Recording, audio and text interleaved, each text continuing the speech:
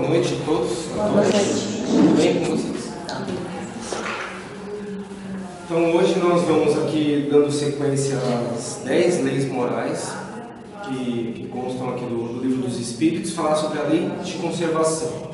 É interessante a gente notar na sequência das palestras, conforme a gente vai estudando um pouco mais de profundidade a doutrina espírita, como tudo é interligado, como esses assuntos eles se conversam entre si, como que para você às vezes poder compreender uma determinada parte que o Espiritismo apresenta, você tem que entender outra antes, né?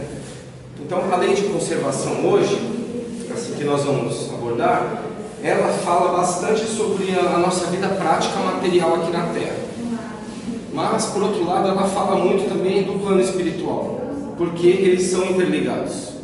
A gente que cria essa ilusão de que é separado pela nossa capacidade mesmo muito baixa de ter esses poderes da alma, né, digamos, a intuição desenvolvida, né, que desenvolver a intuição inclusive faz parte do nosso trabalho aqui.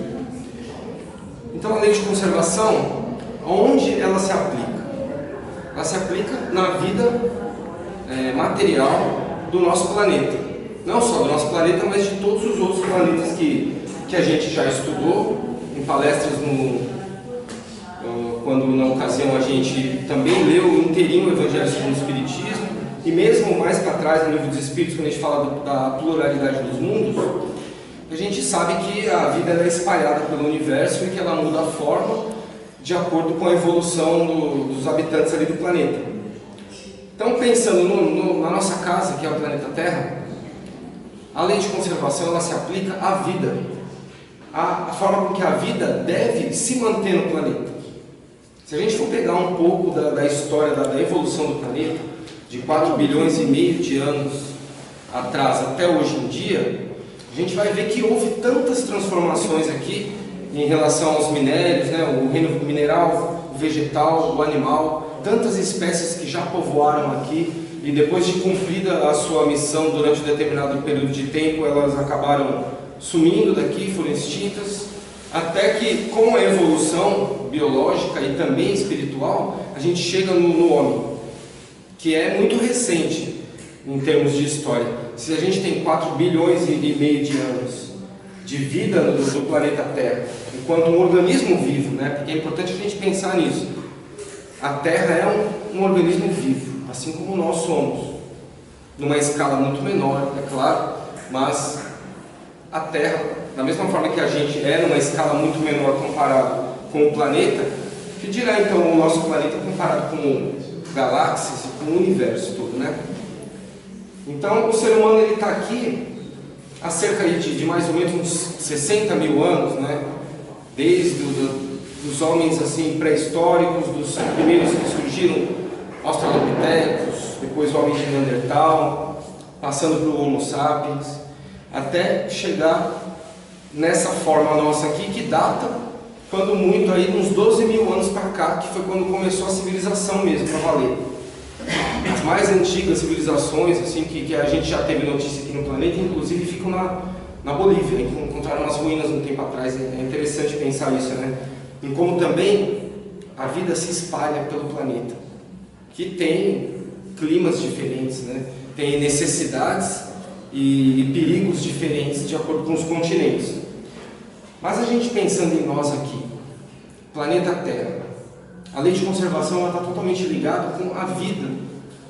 E vocês já devem ter se parado para pensar, para que serve a vida, né? Eu não vou nem fazer a maldade de querer ficar cutucando vocês perguntando o que é a vida. Eu não sei também, né? A gente só desconfia, a gente tenta entender. Mas vamos tentar enxergar as coisas pelo prisma da doutrina espírita, que está totalmente ligada com o Evangelho de Jesus. Então vamos buscar essas explicações nessa fonte. Para a doutrina espírita, então, a vida serve para que a gente se aperfeiçoe. Nada mais, nada menos do que isso. Para que a gente consiga melhorar o nosso espírito através da encarnação, que é onde a gente vai encontrar grandes dificuldades, muitas provações que podem ser causadas por experiências nossas passadas de vidas anteriores, como pode ser também relativo a atitudes que a gente tenha agora, nessa vida presente. Porque não acabou, não quer dizer que a gente tenha determinados débitos do passado e que chega hoje em dia a gente não tem mais. Quer dizer, a gente só tem esses para cumprir. Se a gente não tomar cuidado, a gente, numa encarnação, pode multiplicar essas dívidas ao invés de sanar. Então, o que é? Quitar os débitos é tentar se aperfeiçoar, tentar se melhorar. Então, a gente tem que utilizar a oportunidade da encarnação para tentar esse aperfeiçoamento espiritual. De que forma que a gente consegue o aperfeiçoamento espiritual? É nas relações entre todos os outros seres humanos, todas as outras pessoas encarnadas aqui também. Só que a gente pode pensar que essas relações, elas são mediadas pela natureza. A gente tem hoje em dia, nesse mundo contemporâneo que a gente vive, uma dificuldade de entender a ligação nossa com o meio ambiente, né? Às vezes a gente acha que estar na natureza é simplesmente quando a gente vai para a praia, quando a gente vai para algum sítio, quando a gente sai da cidade, né? Só que não, o meio ambiente, ele é todo esse sistema que está cercado pela atmosfera, que está dentro desse globo terrestre e envolve também as cidades. Então a gente tem essa mania de separar a nossa existência da natureza. Só que não, nós continuamos sendo animais.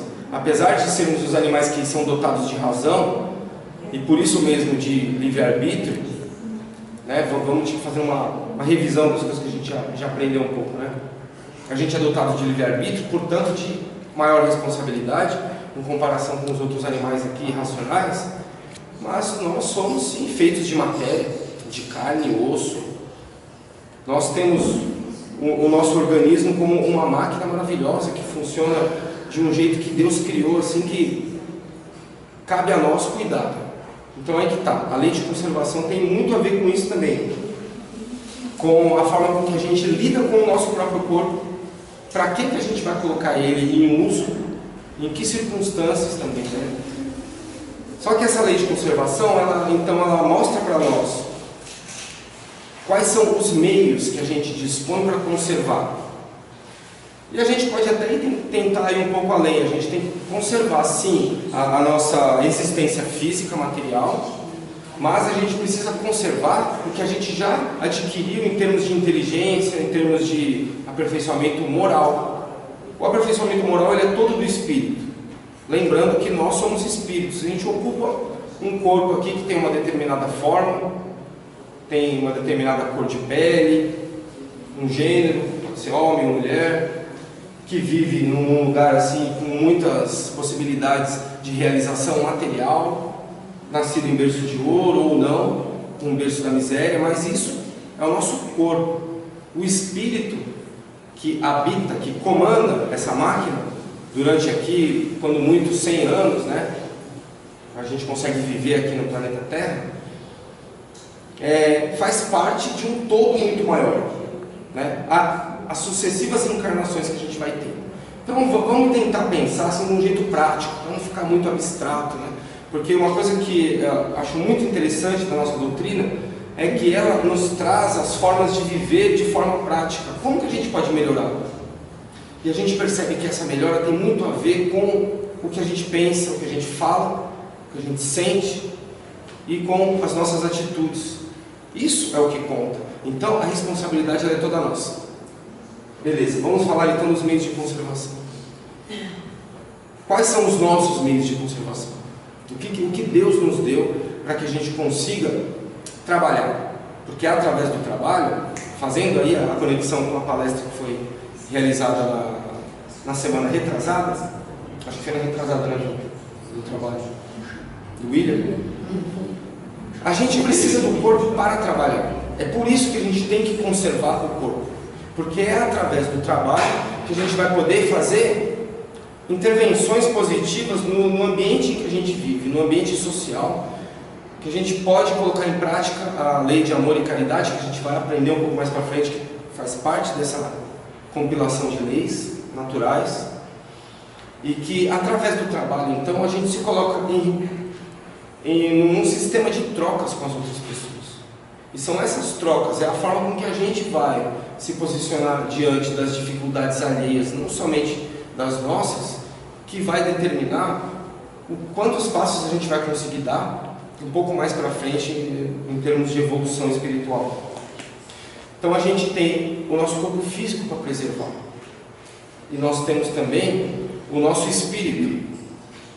Isso daí, essas aquisições que a gente já traz, os aprendizados de outras vidas, são muito úteis para a conservação, para a gente colocar em prática a conservação aqui dos meios de sobrevivência e de progresso da humanidade, principalmente no que diz respeito à forma com que a gente se relaciona com a natureza.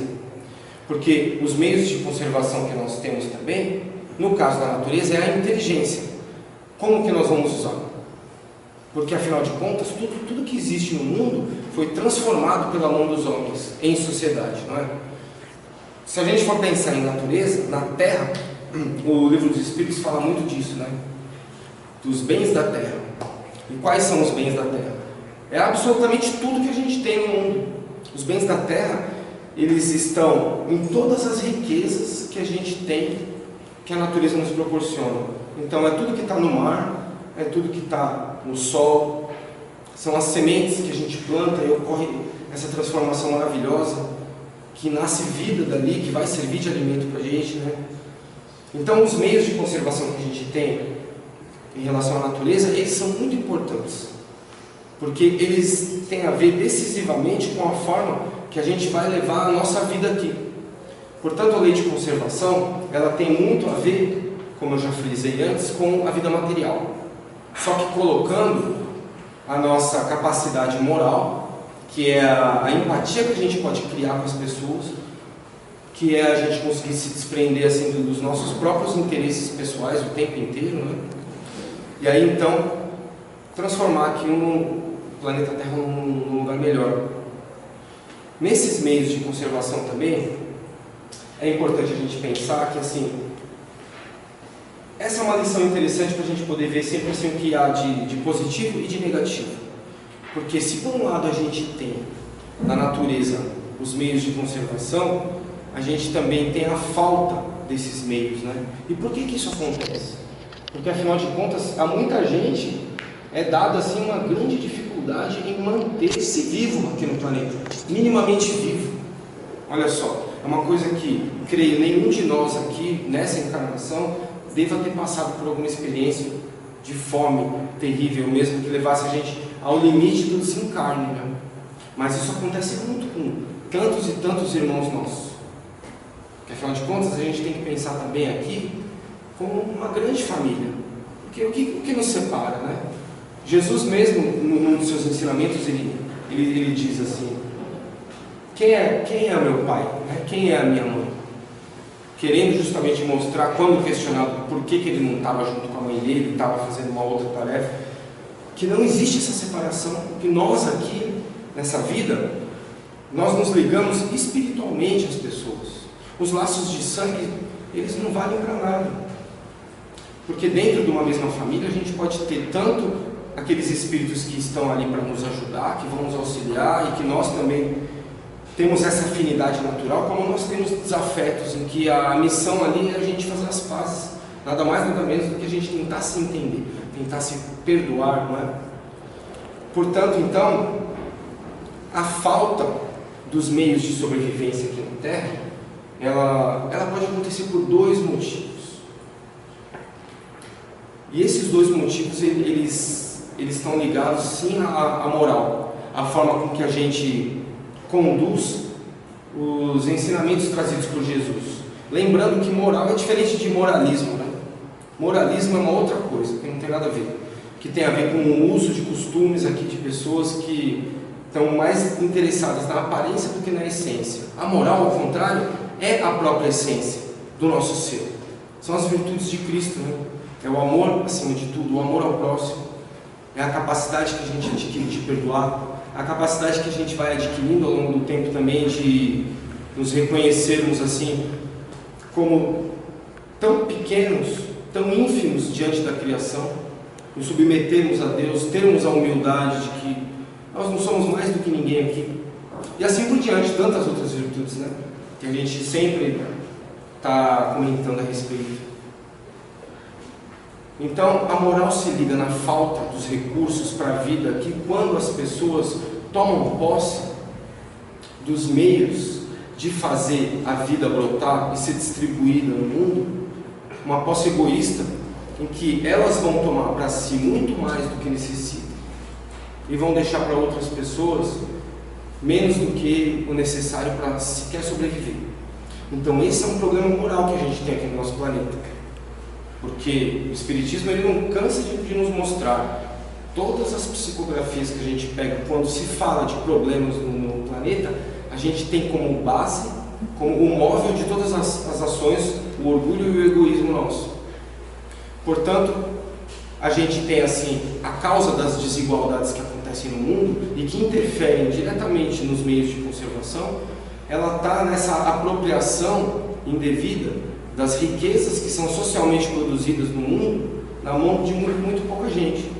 Quando a gente fala de riquezas socialmente produzidas, a gente está pensando aqui no trabalho coletivo, né?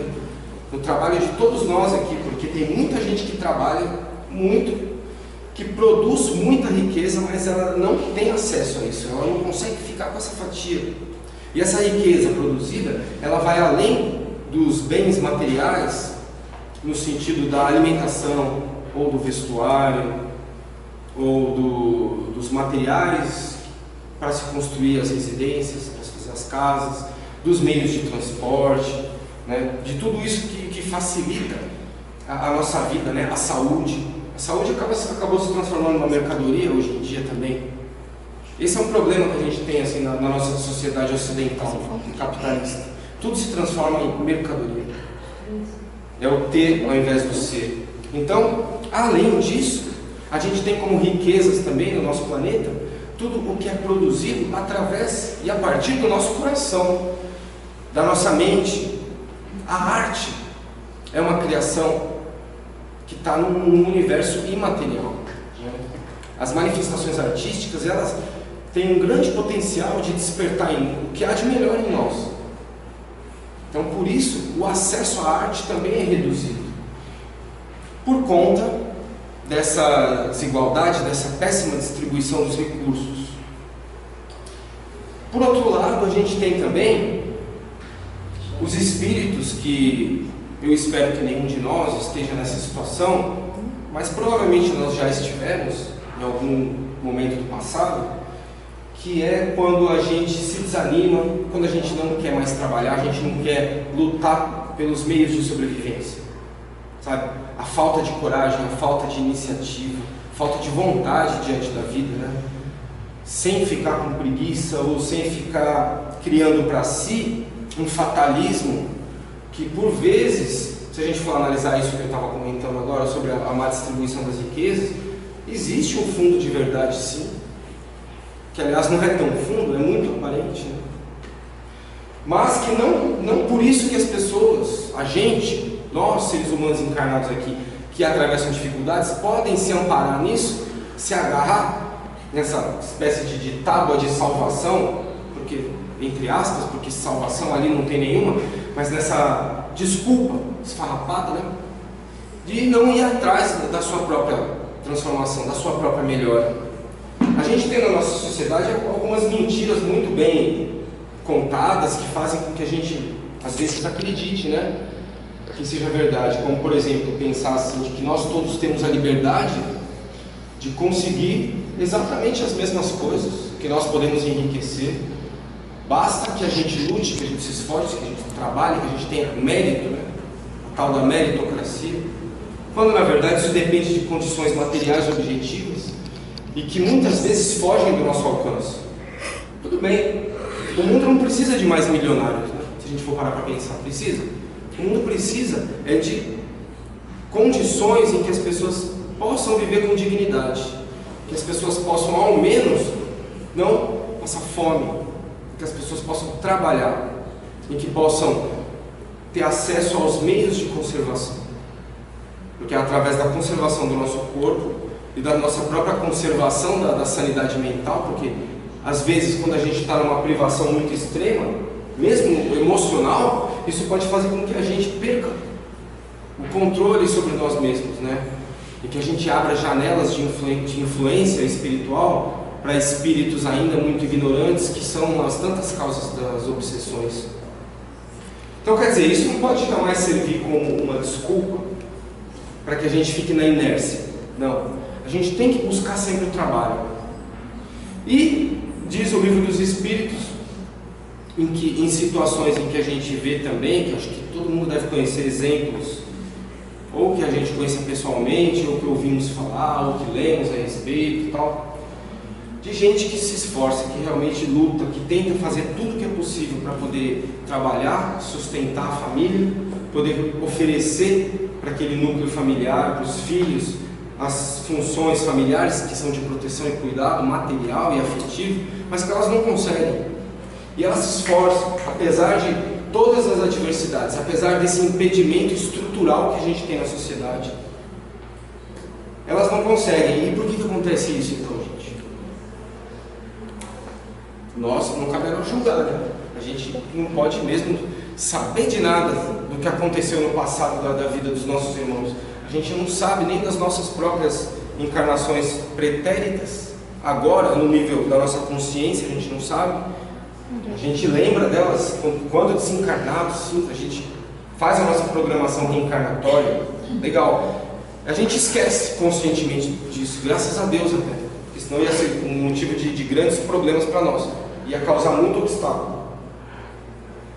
Mas a gente tem que lembrar que onde a gente está, né? Que mundo é esse aqui? Planeta Terra. É um mundo de provas e expiações. Eu já devo ter falado isso em todas as palestras aqui que eu tento fazer, eu falo disso.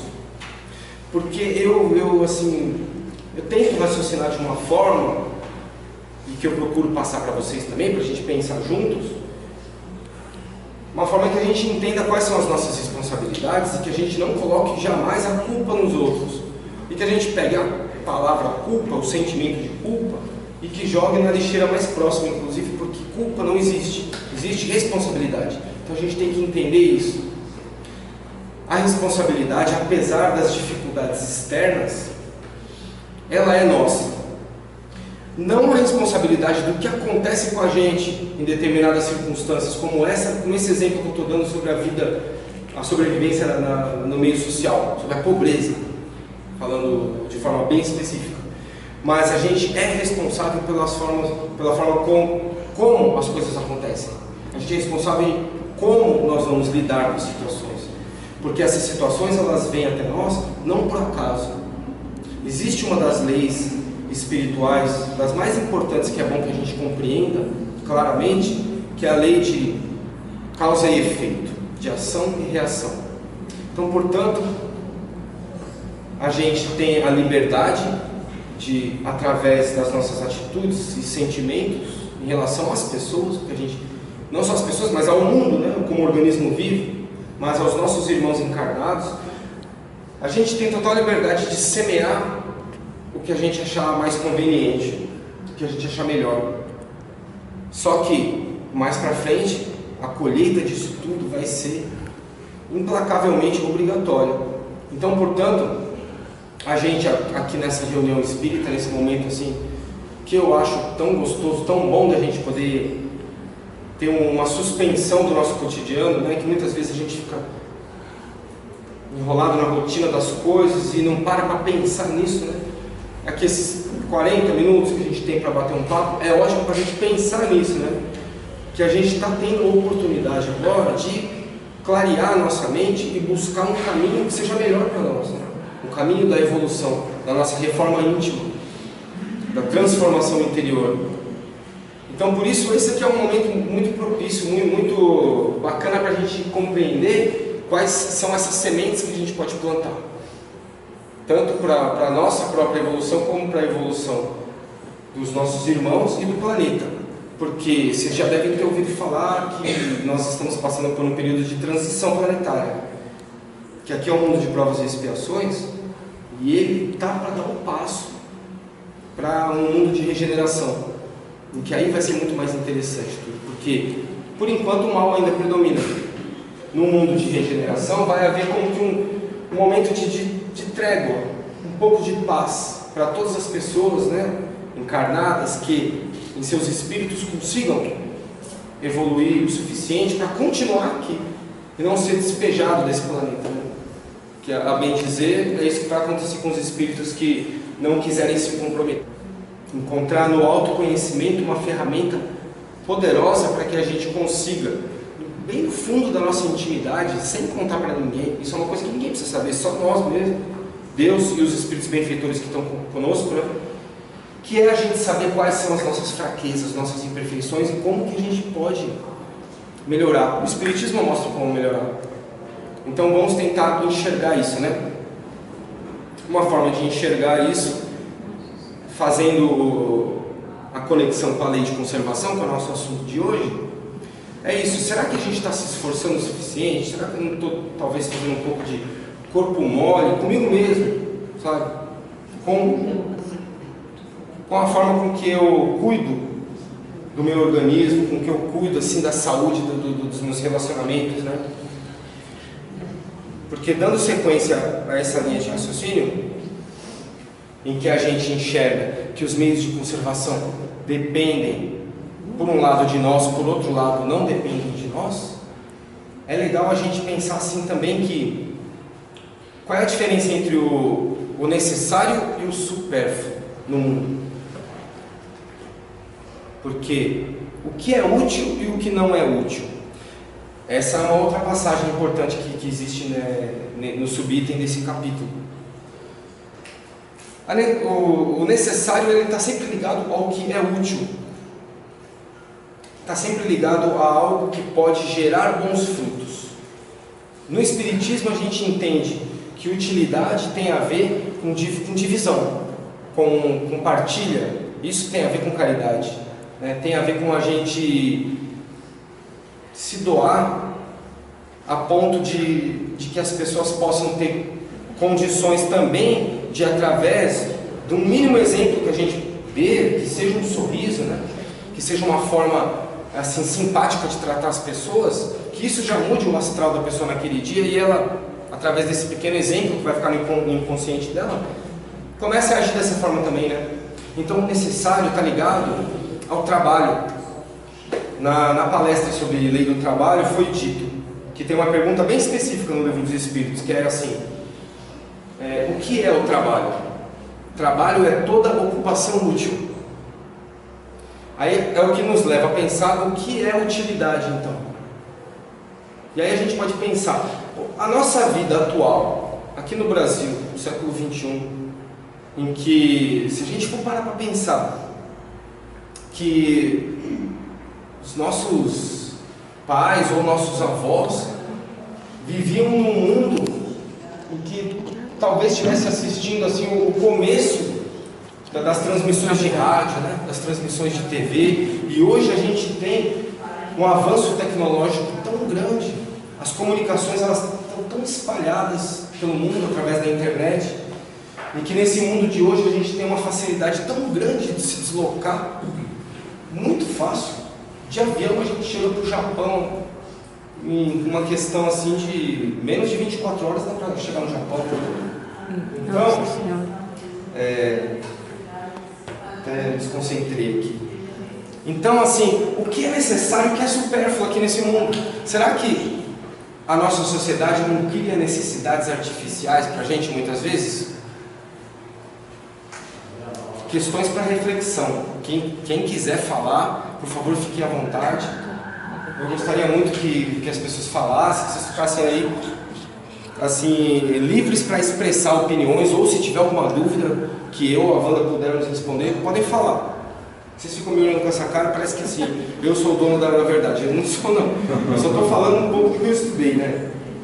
Então, na nossa sociedade aqui, como a gente se comporta em relação às coisas que surgem para nós, que podem ser meios de tentação, né? Para que serve a tentação? Olha, quantas perguntas, né? De repente é bom a gente até sair daqui com muitas perguntas, né, na cabeça, mais perguntas do que respostas, até.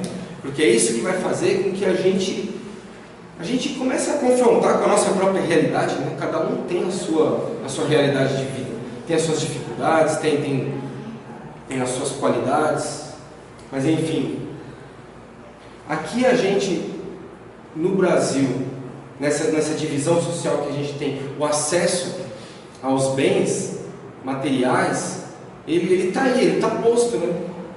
Como um desejo de todos, não é? Afinal de contas, todo mundo aqui quer consumir, de uma forma ou de outra.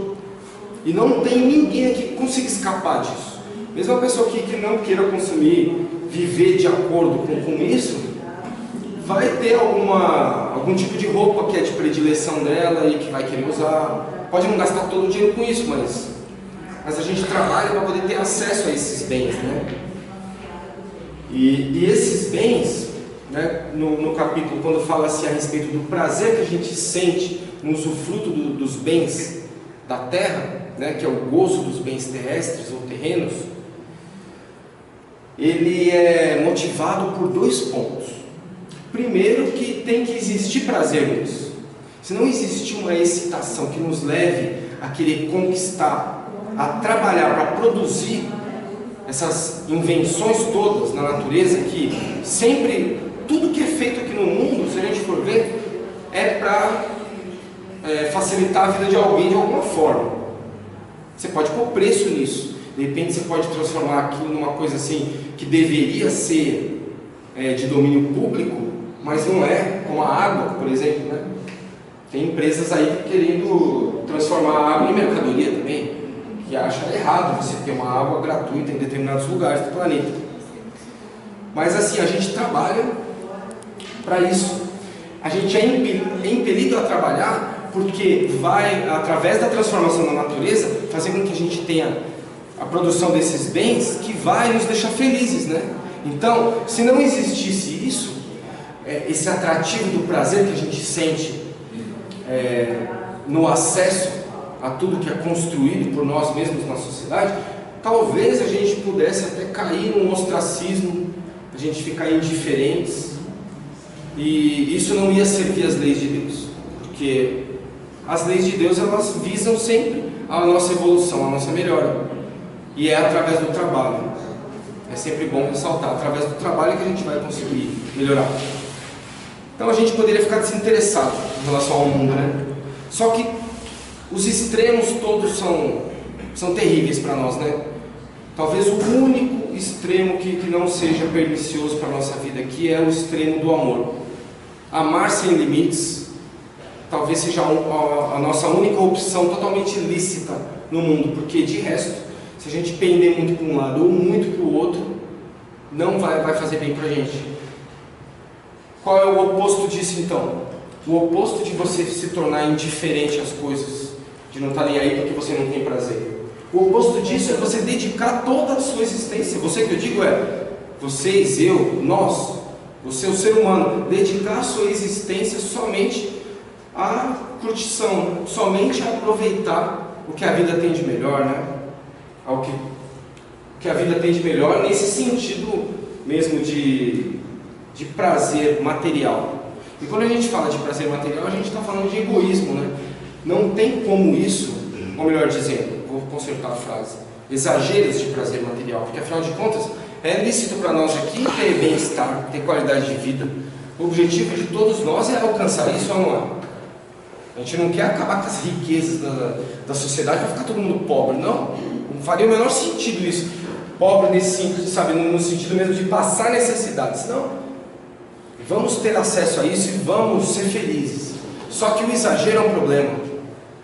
Portanto, a tentação, como eu tinha dito, ela está vinculada aos abusos, aos excessos. Existiu um escritor inglês, um poeta inglês chamado William Blake, que cunhou uma frase certa vez que era assim: os caminhos dos excessos levam aos palácios da sabedoria. O que vocês acham disso? É bonito, né? Sonoramente não é bonito? Talvez dentro de um determinado contexto, né? De poetas que tentavam buscar através do hedonismo, através desse amor, assim, do culto aos prazeres da vida, se dedicar a tentar enxergar algo como uma transição num período mesmo, né? Porque o amor, se a gente for pensar, ele é socialmente construído, né? Não existia o amor da forma com que, aqui no nosso planeta, né? Da forma com que a gente está começando a aprender hoje, tempos atrás. Um exemplo disso é você pensar como eram tratadas as crianças, há mais ou menos uns 100, 150 anos, elas trabalhavam. As fábricas tinham assim, uns caixotinhos, que era para as crianças ficar mexendo nas máquinas lá, com 7, 8 anos trabalhando, perdendo mãozinha, bracinho, tudo, né? Hoje em dia isso é impensável. A gente pensa em proteger as crianças, né? Portanto, a gente constrói tudo na nossa vida.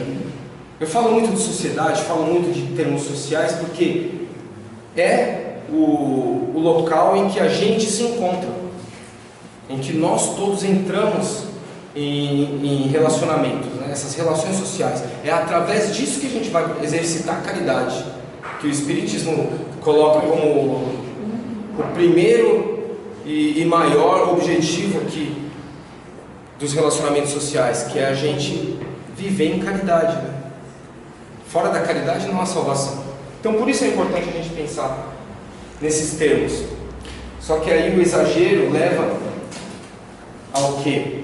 A pessoa, ela tem assim um apetite muito forte, né, pela ambição, pela ganância.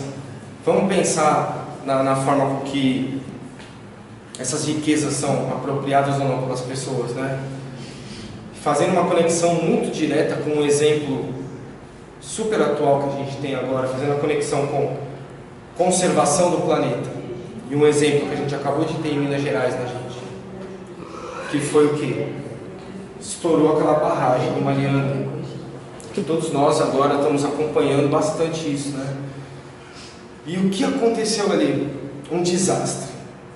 Um desastre humano, não só ecológico, mas humano, porque a vida de muita gente que depende ali do Rio Doce, a vida de muita gente que estava ali no primeiro raio de ação de quando desceu aquela lama tóxica, foi devastada, acabou com as plantações das pessoas, acabou com as criações de animais, acabou com os poucos bens que as pessoas conseguiram ter, suas casinhas, um carro, e tudo que elas conseguiram juntar na vida, né? Então a gente pensa, por que aconteceu isso, né? Só dando uma pequena palhinha do que vai vir, não na outra semana, é na outra semana já a palestra, quando é tratamento espiritual? É palestra? Semana que vem nós vamos ter palestra sobre lei de destruição. Só dando uma pequena palhinha disso. A lei de destruição, ela tem a ver com fenômenos da natureza, como terremotos, como tsunamis, erupção de vulcão. Isso não tem nada a ver com a ação nossa no planeta. Agora, o que aconteceu em Minas Gerais, a gente pode pensar que a empresa responsável por isso, que a pessoa que tem o poder de decisão ali, ela talvez tivesse economizado em relação à forma como construiu aquela barragem. Vamos pensar em hipótese, né? Talvez a ganância tenha falado mais alto, o desejo de acumulação, e tenha feito com que não houvesse um investimento em treinamento para as pessoas também, para uma situação dessa, o que fazer com os funcionários. Não. Aliás, muitas vítimas ali foram os próprios funcionários da empresa, né? Talvez por conta dessa ambição desmedida, fizesse com que então a natureza fosse tratada como algo descartável, né? Porque a apropriação que é feita pelos recursos naturais, ela não é, na grande maioria das vezes, feita pensando nas gerações futuras, né? Não. Pensar assim, se eu conseguir viver aqui uns 90, 100 anos, mas em absoluto poder e riqueza, fama e glória, é o que importa, né? Eu vou deixar aqui uma fortuna para os meus parentes, para os meus descendentes sanguíneos, né? E deixa que o resto que aconteceu, né? Então, quer dizer, a gente não pode encaixar isso daí na lei de destruição, porque não é uma causa natural. Não foi pensado na conservação do planeta, em como a gente cuidar da saúde do nosso planeta. E isso daí é só um entre tantos e tantos exemplos que a gente vê o tempo inteiro. A gente pode ver a forma assim com que no oceano existe uma estimativa que dentro de 50 anos 90% dos pescados disponíveis ali não vão existir mais. Acabar com toda a vida do mar, no ritmo da destruição que é feita, né? Da forma com que os dejetos e o lixo, o dejeto químico é despejado no mar. Só vai ter isso de peixe, então, e outras formas de vida, né? Os corais já estão morrendo, que são os berçários da natureza ali no mar. Se vai no mangue também, que é onde existe aquela conexão entre a água doce que vem do rio com o oceano, muitas espécies vão para lá para reproduzir, e a gente está destruindo tudo isso. E a gente destrói o ar também, né? A gente destrói o ar com essa emissão assim descabida de monóxido de carbono, que vem muito por conta das fábricas, vem muito por conta dos automóveis, né? Que é assim também a forma com que a sociedade toda formulada, né? As cidades todas planejadas assim, a partir do ponto de vista de que vamos privilegiar quem tem o dinheiro. Então é para os automóveis, não para as pessoas, é para os automóveis. Contribui muito para essa destruição. Agora, curioso dizer o seguinte, não é piada, é verdade, não sei se vocês têm conhecimento sobre isso, mas a maior parte, mais de 70 e poucos %, me fugiu o número agora da cabeça, da emissão de gases que são daninhos para o efeito estufa, vem o que? Da flatulência bovina, vem dos bois e das vacas. Aí faz a gente repensar também no que? Que modelo é esse que a gente está criando em relação ao uso dos recursos do planeta? Afinal de contas, carne é um artigo de luxo. Em alguns países, muito mais ainda. A gente sabe também que grandes extensões aqui do nosso território que podiam ser usadas para plantio de alimentos, que poderia ajudar na conservação da vida para muita gente, e na conservação da vida também dos ecossistemas que são devastados ali, como a Amazônia, por exemplo, em que é desmatado para o plantio de soja. Isso é feito para quê? Para fabricação de ração para animais. Para quê? Para a produção de carne, leite, que são itens que são assim de difícil acesso, são caros, tem um custo muito caro. Tem informações que mostram também sobre o uso da água, o quanto que você gasta de água numa lavoura e o quanto que você gasta de água para envolver toda a criação, desde que nasce o bezerrinho até o abate dele. E a proporção é muito grande. Eu não vou lembrar o número agora, mas se vocês procurarem na internet, vocês vão ver que é absurdo. É coisa assim de 20 vezes mais. Então, isso tudo tem a ver com as escolhas que a gente faz aqui no mundo, né? Com esse padrão de consumo, porque afinal de contas a natureza ela está sendo degradada por causa da exploração dos recursos, né? E explorar os recursos da natureza é uma das tarefas que Deus nos deu, através do trabalho. A gente tem que saber aproveitar tudo que Deus nos deu. Só que isso tem que ser feito para cada vez mais atingir um número maior de pessoas. Tem que ser coletivo e não particular. E isso tem a ver então com quando a gente faz essa reflexão sobre o que é necessário e o que é supérfluo. Isso tem a ver quando a gente faz também esse exercício de pensamento sobre a forma com que a gente aproveita os recursos que trazem prazer no planeta. Se a gente não está exagerando nisso, né? Deixa eu ver aqui. Um outro ponto que eu acho também que a gente pode falar que é legal, que está no capítulo, um pouco mais para o final, é sobre mortificação. Mortificação e privações voluntárias e involuntárias. Vocês sabem o que quer dizer a palavra mortificação? Alguém aqui é católico? Ou era? Eu era católico. E eu aprendi muito lá. Não vou desprezar os conhecimentos que eu tive por oportunidade. Teve muita coisa boa. Gostei muito de conhecer Jesus através dessa religião, não é? Mas enfim, há também muitos equívocos. E um desses equívocos, ele está em você imaginar que, não só da religião católica, hein, gente? Veja bem, no Espiritismo a gente tem que sempre tomar muita ciência, muita consciência, nós mesmos, de que não existe uma religião melhor ou pior, não existe nada disso. O que existe são só pessoas que estão tentando encontrar Deus, cada um à sua forma, por um caminho.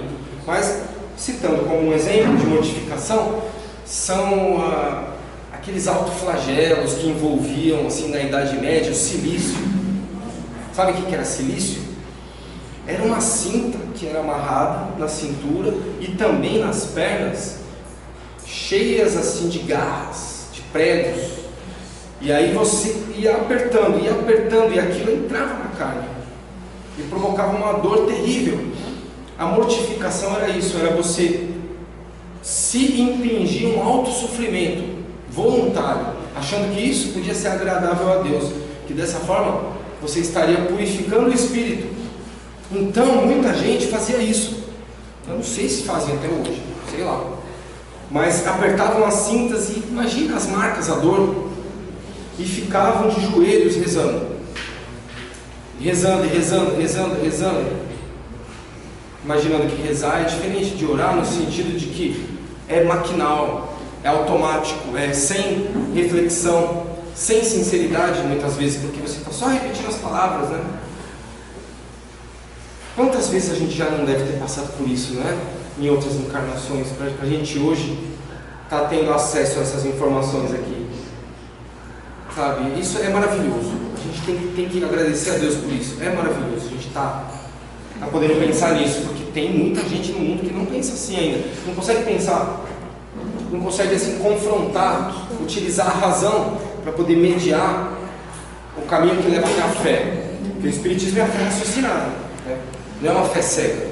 A fé cega faz dessas coisas. A pessoa então ela se impõe sofrimentos terríveis, achando que dessa forma vai conseguir garantir um lugar no céu, achando que dessa forma está limpando os seus erros, né, os seus pecados, que o Espiritismo também não utiliza essa palavra. E essas mortificações elas acontecem no Oriente também, não é só no Ocidente, onde temos a Igreja Católica.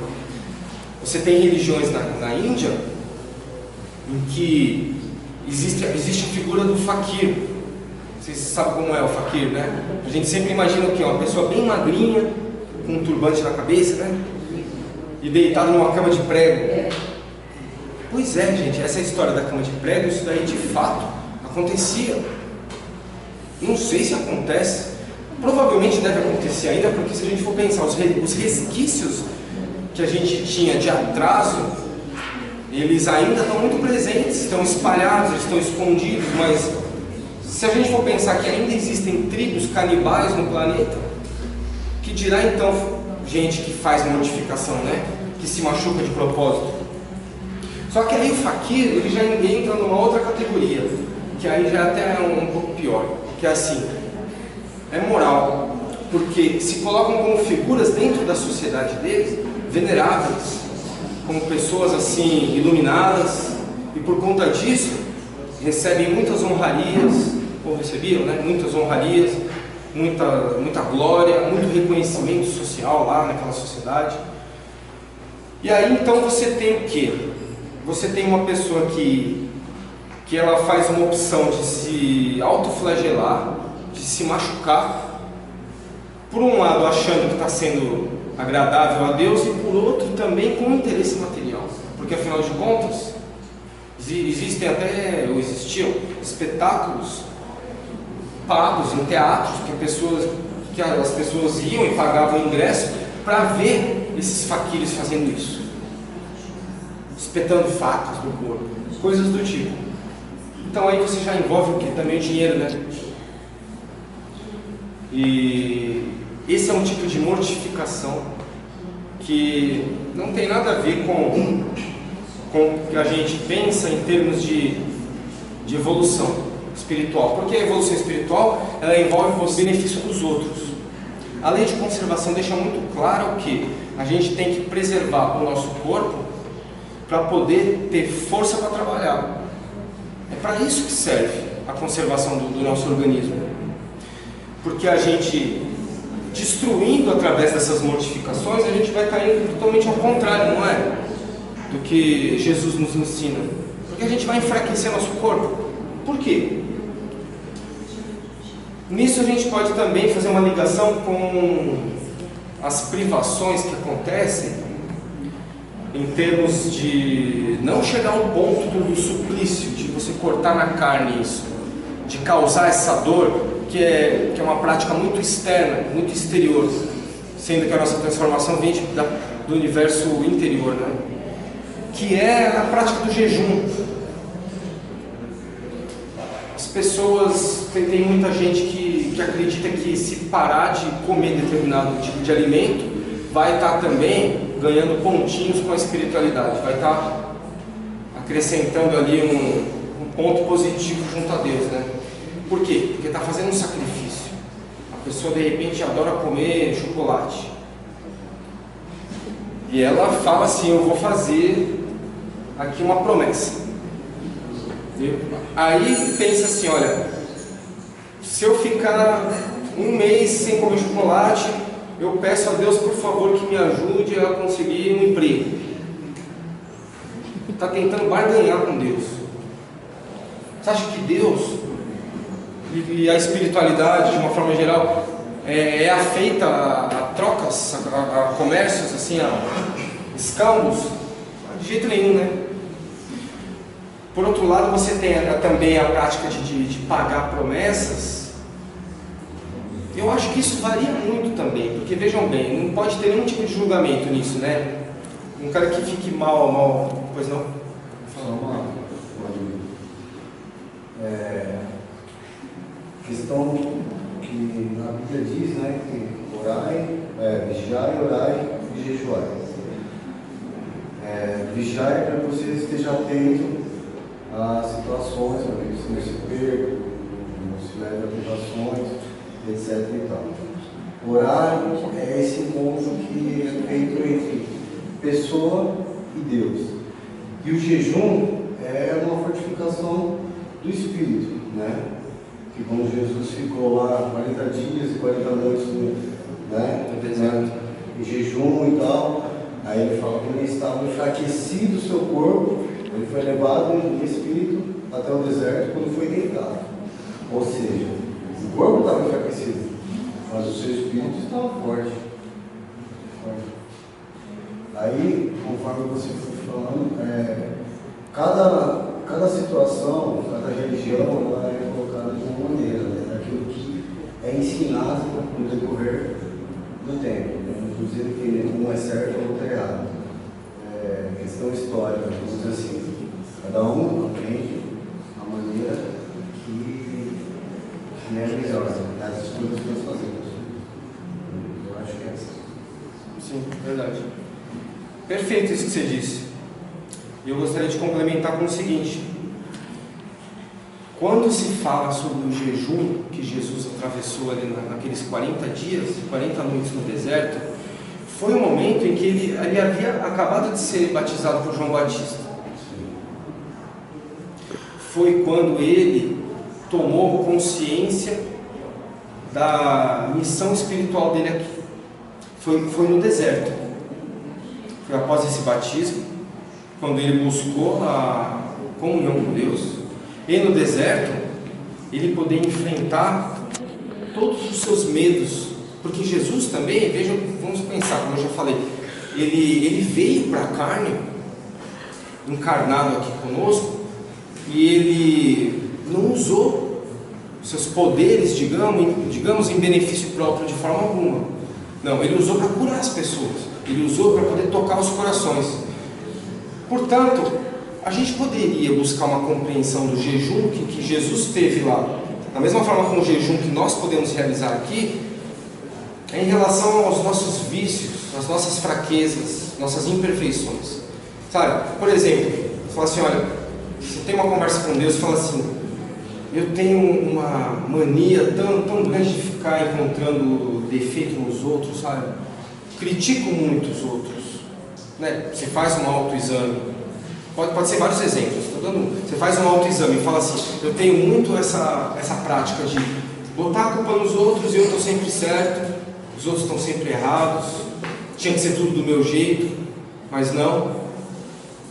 Então eu vou me esforçar para quando surgir uma situação desse tipo, eu vou jejuar, ou seja, eu não vou fazer isso, eu vou me abster de agir dessa forma. Então o que é agradável a Deus, ou seja, tudo que é agradável a Deus tem a ver com a nossa melhora, com a nossa felicidade, com o jeito da gente poder evoluir todo mundo junto, porque ninguém evolui sozinho aqui, né? Com que a gente consiga progredir, vai vir a lei do progresso numa palestra aí, vai ficar pro ano que vem, mas é um tema maravilhoso. A gente tem que mortificar o nosso próprio espírito, não o corpo. A mortificação ela tem que ser dada em relação assim, ao que for de interesse egoísta nosso em benefício para o próximo. Então, até já encerrando aqui a nossa palestra, agradeço essa colocação que você deu, porque faz a gente comparar, e é bom comparar. Muitas vezes as religiões elas trazem verdades muito profundas, só que elas ficam um pouco ocultas, de difícil entendimento, né? E essa é uma das virtudes do Espiritismo, é esclarecer as coisas. Não veio inventar nada diferente de tudo que já existe. Veio justamente reforçar o que Jesus ensinou e tornar os ensinamentos mais claros para o nosso entendimento. Porque o Espiritismo sem Jesus não serve para nada. Então, encerrando mesmo para valer, essa noite aqui, eu acho que a gente pode voltar para casa com algumas reflexões boas, né? Mas principalmente a gente pensar assim, como que eu estou cuidando do meu organismo em termos de saúde, sabe? Estou cuidando como um lugar assim em que eu tenho maior respeito, maior carinho, como um templo para mim, ou eu estou bagunçando, estou sujando, estou abandonando ele. E a partir daí a gente pensar também que a gente precisa de força para trabalhar, e trabalhar no bem. Isso é o que mais importa, é o que vai nos tornar melhores, é o trabalho com amor, o trabalho no bem, da forma que Jesus nos ensinou. Então, portanto, que Deus abençoe todos vocês, todos nós. Muito obrigado, gente.